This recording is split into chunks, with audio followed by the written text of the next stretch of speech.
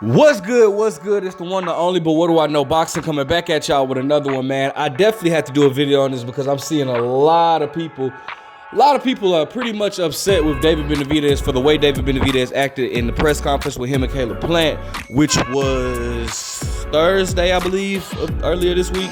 I think February 2nd. But regardless, man, look. I was watching it and I see a lot of fans, man. I see a lot of people, man. If you don't want to take my word for it, just go look on the YouTube channels, man.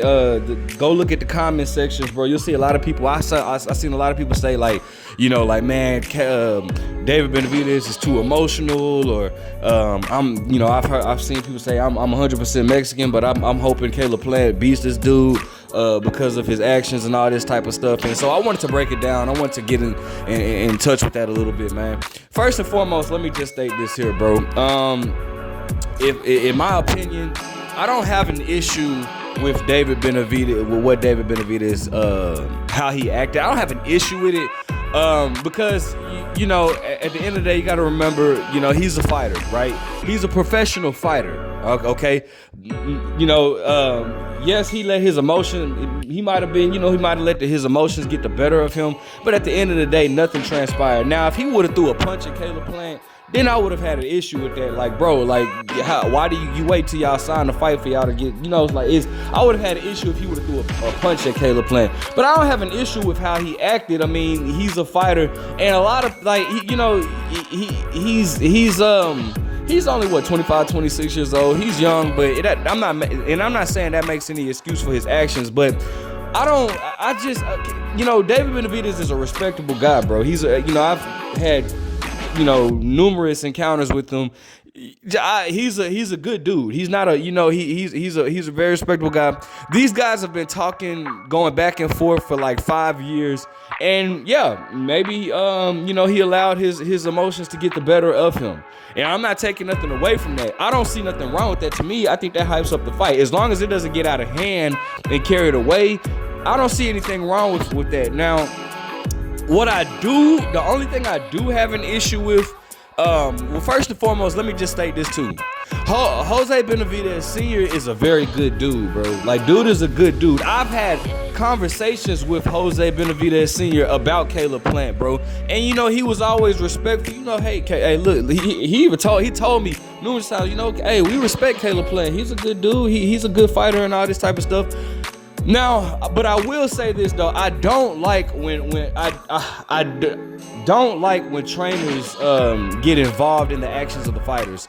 I don't like that. I do have to admit that it did kind of rub me the wrong way for Jose Benavidez Sr. to be calling Caleb Plant a bitch and all this type of stuff. I don't like that. I don't condone that because, first of all, man, these guys are fighters, and I do kind of get the point that Caleb Plant made, bro.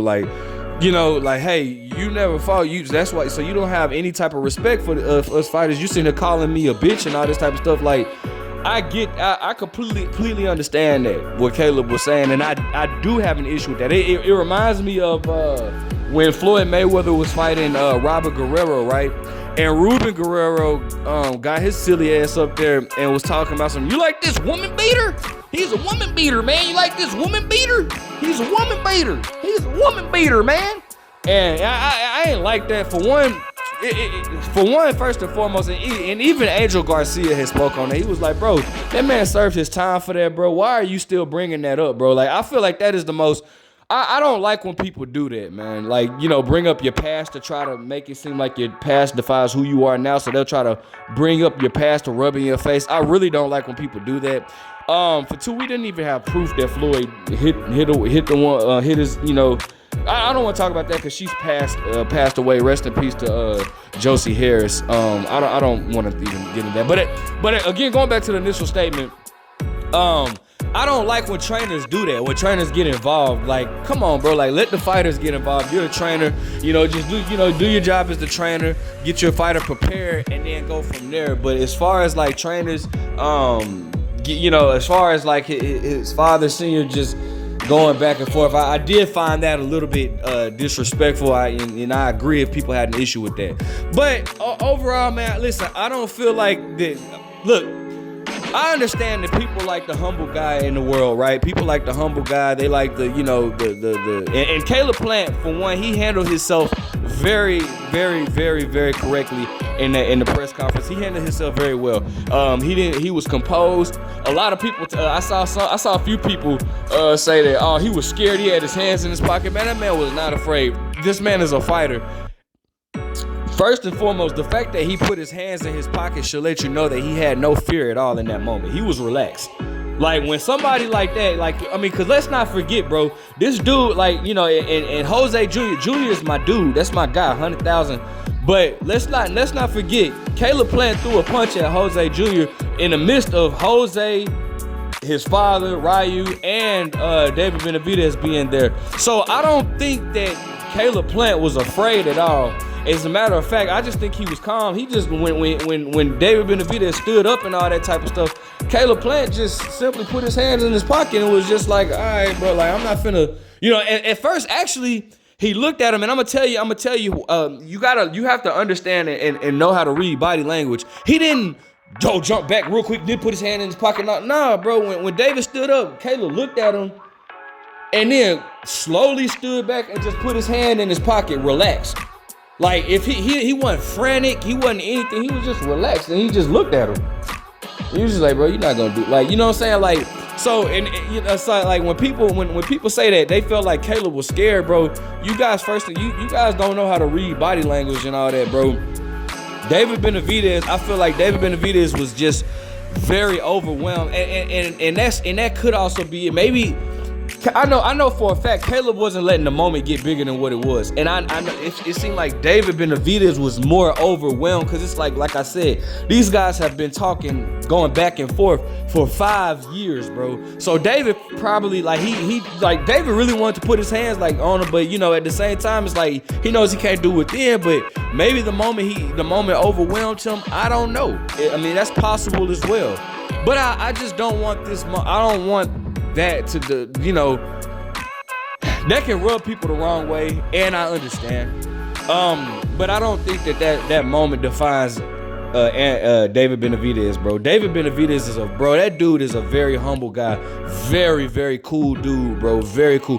Hey, bro, the whole Benavidez family, including Junior, bro. Junior, bro, that's my guy. Like, bro, these guys are very good dudes, bro. All right, I'll tell you a quick little story, bro, just you know, to show how humble they are. I remember when David Benavidez was gonna fight. He was supposed to fight Uskatiki, right? He was supposed to fight Uskatiki, and I remember. I remember. Well, you know, obviously the Uskatiki fight didn't happen because he tested positive for a banned substance. So he was finna fight. He was getting ready to fight Kyron Davis or whatever. I think that whatever his name is. I remember he was in the gym working out. Right.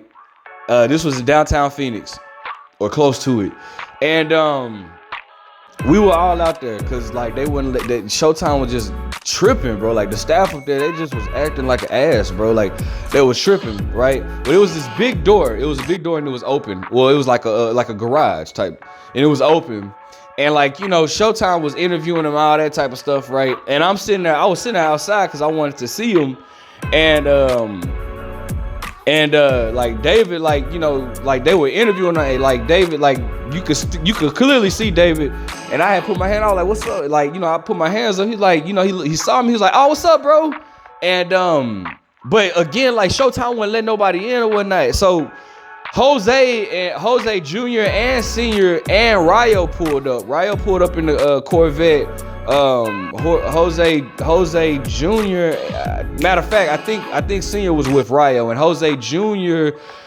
had the this black, like, it was a black Tahoe, I believe, and they pulled up and they all got out of the car. And Jose, I was like, what's up, Jose? You know, we shook up and everything like that, and we was talking about the way he was like, man, I was like, bro, he was like, y'all come on. And I was like, bro, Showtime tripping, bro. They ain't letting nobody in. And Senior was like, oh, they're not letting nobody in. He was like, bro, here, just put this on. And dude gave me a Team Benavidez jacket, bro. And I walked right on in with them, bro, like, cause, you know what I'm saying, like, cause Showtime was tripping, bro. He gave me the Team Benavidez jacket or whatnot. I walk right on in, bro, and like, bro, they didn't have to do that, man. You know what I'm saying? So that's just my little story for them, bro. I don't want people to think that the Benavidez are just like, you know, just rude people, because they're not. But let me know what you guys think. Like, comment, subscribe. Who are you picking for the fight? But what do I know?